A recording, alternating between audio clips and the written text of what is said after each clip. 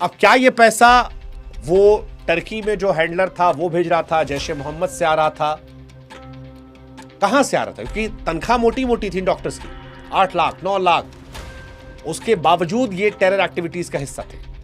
जेब से तो लगा नहीं रहे होंगे। इस यूनिवर्सिटी के बारे में जितना बताया उतना कम है।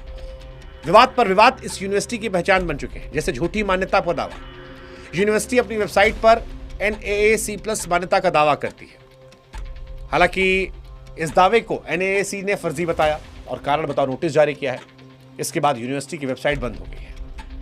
इस यूनिवर्सिटी में स्टूडेंट्स का डेटा जो है वो गायब है। कै बच्चे पढ़ते हैं इसका कोई आधिकारिक डेटा नहीं है। 800 बेड का अस्पताल, MBBS की 200 सीटें, MD MS की 50 सीटें, इंजीनियरिंग से लेकर सोशल साइंस का कोर्स, लेकिन ट्रांसपेरेंसी नहीं है। Is it really possible? विदेशी फंडिंग के दुरुपयोग का जिक्र हो रहा। अरब देशों से हर साल मिलने वाला दान संदेह के घेरे में। NIA जांच कर रही है। FCRA पोर्टल पर ट्रस्ट के दान का कोई डेटा नहीं मिला है। फाइनेंशियल रिकॉर्ड्स भी नहीं है। 10 साल का पिछले फाइनेंशियल रिकॉर्ड तलाशने की कोशिश की गई, वो गायब है। क्या जानबूझकर छिपाए गए या उसमें कुछ संदिग्ध है?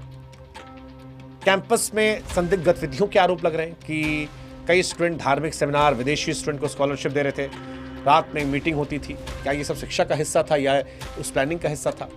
इनके चांसलर जो ट्रस्ट है उनका खुद का काला इतिहास है।